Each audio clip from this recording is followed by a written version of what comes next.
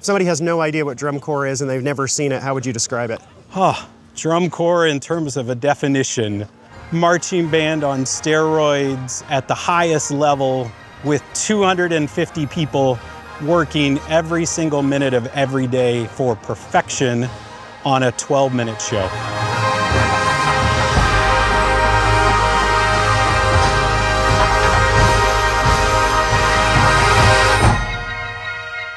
I'm Aaron Beck. I'm the audio systems designer at the Bluecoats, and we're going to do a walkthrough of all the microphones we use for the performance. All of our keyboards, vibes, and marimbas have a total of 2 microphones per instrument.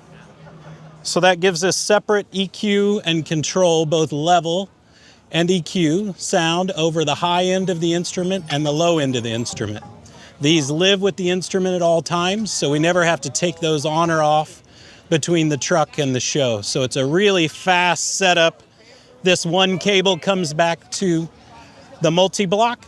They connect that one connection and we're off with instruments. All of the microphones on the keyboards are Shure SM57. So they're a dynamic microphone. They deal with the weather, they deal with the dust and debris outside, and they're really kind of durable when we have to make sure that this moves on and off all the time. The marimbas have slightly different positioning in terms of where the high and low mics live based on the player and the part. So it gives us a little additional control. A total of 2 microphones per keyboard, and that gives us the full range pickup-wise of the instrument from the top note all the way down to the bottom note. We've got a total of 9 microphones on the drum set. We use mostly Shure. We got 2 microphones in the kick drum, and then we're using the new series of Shure microphones for toms and the snare and the overhead. So a total of 9 channels. All of our microphones come back to these cat snakes, and our cabling back to the system is all over Cat 5, shielded Cat 5. So it stays very clean and together. We have a total of 5 microphones on the timpani, a mix of 3 close microphones, which are Beta 98s, and then a mix of 2 overheads. So we're able to get the attack on the close mics and then our really full sound with the 2 overheads. We've got a mix of some vibraphones and aux percussion. So we've got an impact drum here that's mic'd. Got these bongos and toms that have a microphone. Same thing, everything comes back to these multi-snakes and then comes back to the synth carts.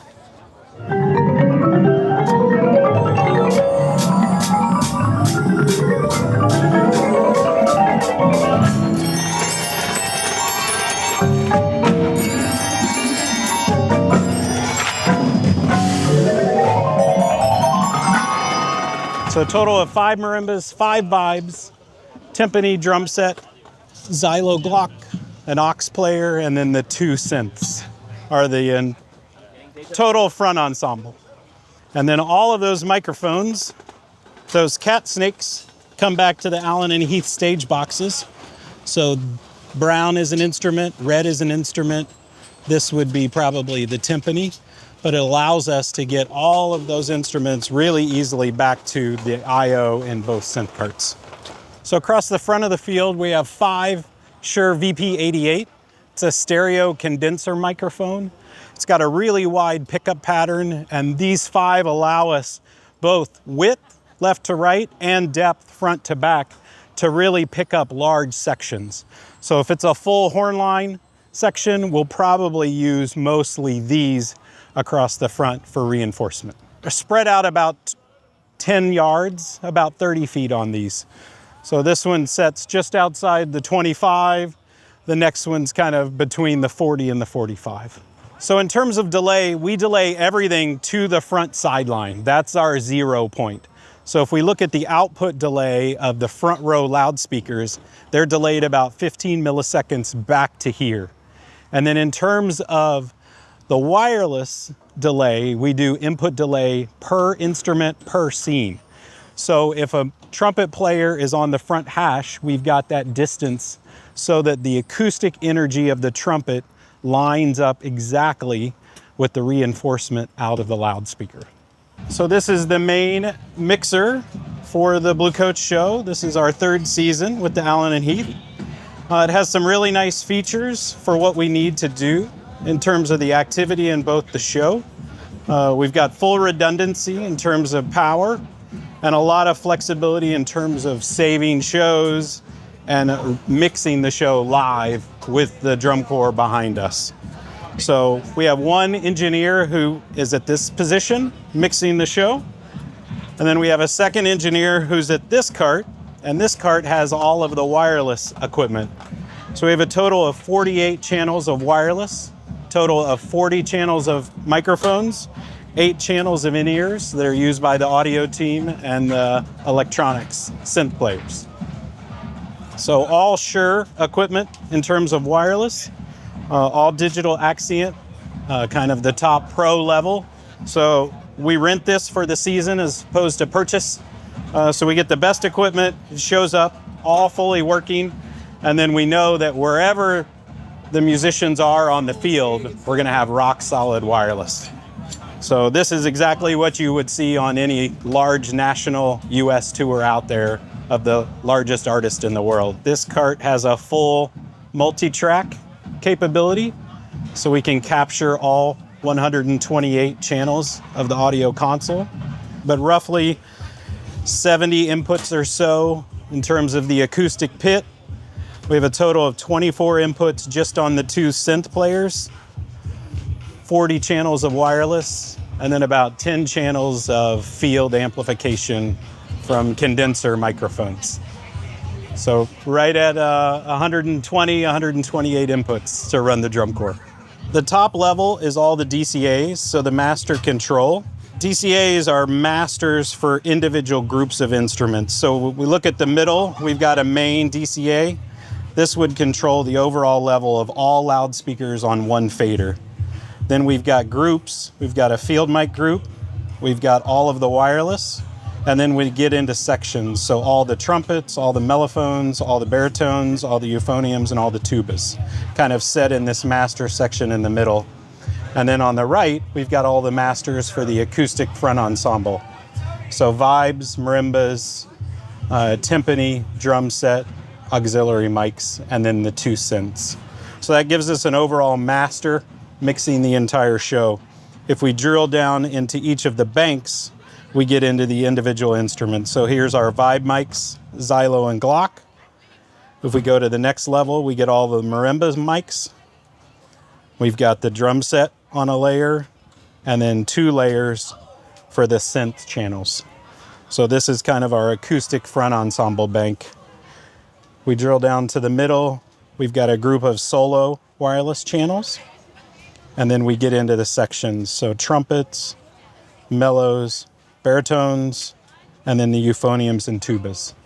So we do 2 wireless mics on every part in the score. So there's a total of 6 trumpet mics. There's 3 trumpet parts. There's a trumpet 1, 2, 3. There's 2 mellow parts, so 4 mellow mics. There's 2 baritones, and then 4 euphoniums for those parts, and then there's 5 tuba mics for the 2 parts. Now, are these all solo mics, or are they supplementary all the time mics? They're a mix of solo mics and also a way for us to allow the creative visual team to stage the show in a moment that maybe we need a little bit of amplification on the mellow section. We have that ability to drill down to the wireless individual mics and bring that out. Oh, wow. I think one of the really unique things is gone are the days that the staging and creative team have to bring everybody to the front to be heard. They now have complete flexibility as to where things happen on the field because they know with the audio system we can help enhance. So we've just expanded the visual palette of what a look of a drum corps can be because we can put soloists wherever. We can stage very creatively, and then between the group of field mics and the wireless mics really provide that even blend to the audience. And just to get volume, you don't need to just blast through your horn. Correct. There is an advantage that definitely the soloists no longer have to play as loud as they could to be heard. They can now play with proper technique Our brass arranger has really said it's allowed the kids to play with proper technique, as opposed to everybody feeling like they have to play at the loudest level.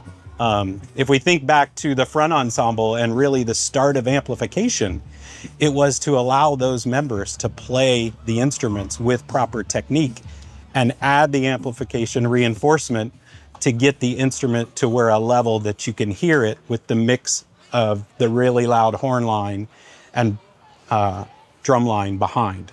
So in terms of the wireless mics, they hang in these two bags. So our RF engineer is starting to load frequencies for this city in terms of the coordination. What does that mean? So each city we go to has different TV channels. The wireless mics operate in the same TV channels that digital TV does. So we have to coordinate our frequencies around the local TV stations. So he's running a program called Wireless Workbench, where he scans the local TV stations, and then the software will tell us what frequencies to deploy and use in this site. So we'll do this today for rehearsal, and then we'll do it tonight prior to the show, because there could be a different coordination between the rehearsal site and the show site. So software will choose the frequencies, it will load them to the receivers, and then it's a mix of manual and auto push to all of the transmitters to have the frequencies in the transmitter match the receiver. So the members all have little pouches on their instruments. We don't clip the transmitter to the member themselves because they put their instruments down a lot to dance. So this way the microphone goes with the instrument, and when it comes up to play, it's ready and the transmitter's on the instrument. So we're using all digital Axient on the transmitters, and we're using all Shure Beta 98 capsules for the actual instruments. So this will live in a pouch on the instrument, and then this gets clipped onto the bell of the instrument and lives in the front. Now for soloists, are there some of these people who are just section players mic'd here who are also soloists that you just pull that mic from for their solo, or is it Correct. separate? Yeah. Okay. So like one of the baritones is mic'd individually, but he also plays a solo. So we don't need an additional mic for his solo part. So these are all of the wireless antennas, both receiver and transmitter. So we use a device called a WYSICOM antenna distribution unit. So it takes all of the receiver outputs into this unit, and it allows us to have two sets of diversity antennas. So these are more a traditional paddle antenna that kind of are a broadband wide pickup pattern, and then we use a set of helicals that have a little bit more directionality. So these antennas do really good when they're at the back of the field and further away from the receivers. And then this antenna is for the in-ear monitor system. You have in-ear monitors? Yeah, we have in-ear monitors. So the two audio engineers have in-ear monitors, and then the two synth players that play the synth parts have in-ear monitors. So they're able to hear the synths in their ears and then additional instruments, and it gives them the freedom to move around. Those are the 4 channels of in-ears we use. And then this little antenna is called a Shure ShowLink antenna that allows us with our soloist to wirelessly change the frequency of the transmitter on the field. So there's very few times on the soloist we would have interference. The software detects interference. This antenna then tells the transmitter on the field to switch, and all of a sudden we're back up with a working frequency. Does anything ever go wrong? Yes, things go wrong. It's a live environment. That's what keeps it exciting. But we try to build in as many contingencies and backup plans. When we get into this sense, we've got redundant computers. The console has redundancy in terms of power supplies and audio routing. The Shures have redundancy with the ShowLink. But yeah, we're trying to stay on top of all of the technology at all times. The team does a fantastic job of maintaining all of the cabling that gets run out to the loudspeakers and to the system. So yeah, as much redundancy so that the failures happen as little as possible. So all of our loudspeakers are RCF. We've used RCF since 2018. They make a product that fits the requirement and fits the budget. So we start here on side one. We start with our generator on the outside. That powers everything that's on this half of the field. So in terms of loudspeaker, we have a cart that has 3 HDL 30s with a brand new 9019 subwoofer. Everything is self-powered. So we have no amplifiers in the system. The amplifiers are all built into the cabinet. We have rain protection on the back for the amp modules and the connections.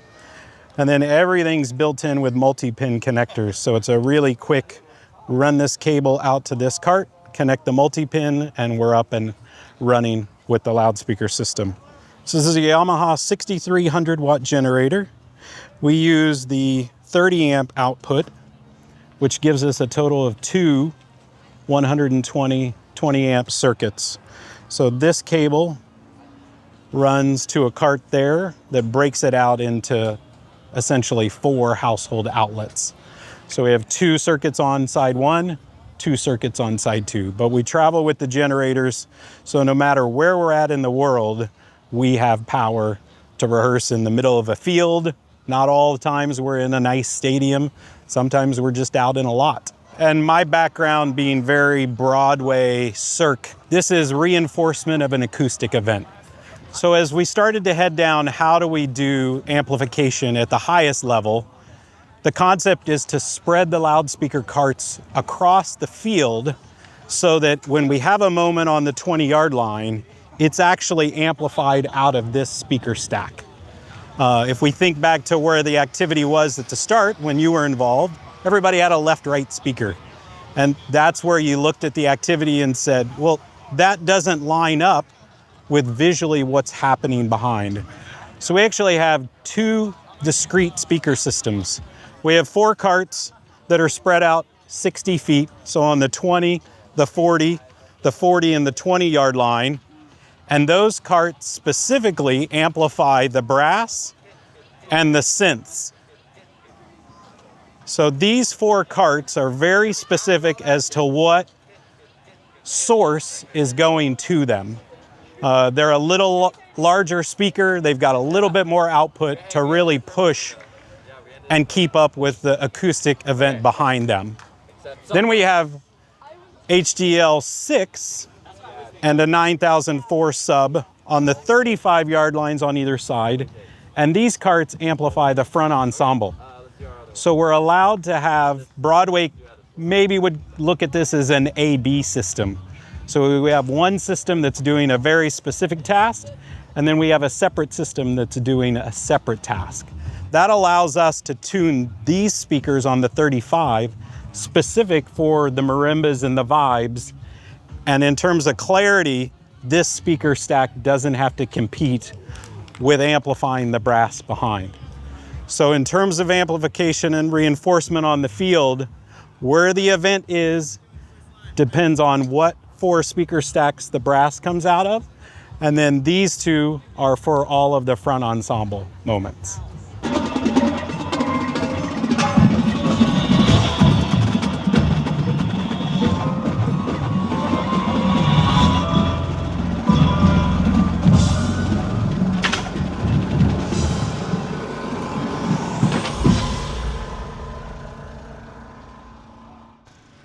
Okay, I had no idea that you had this way back here. Yeah. Why?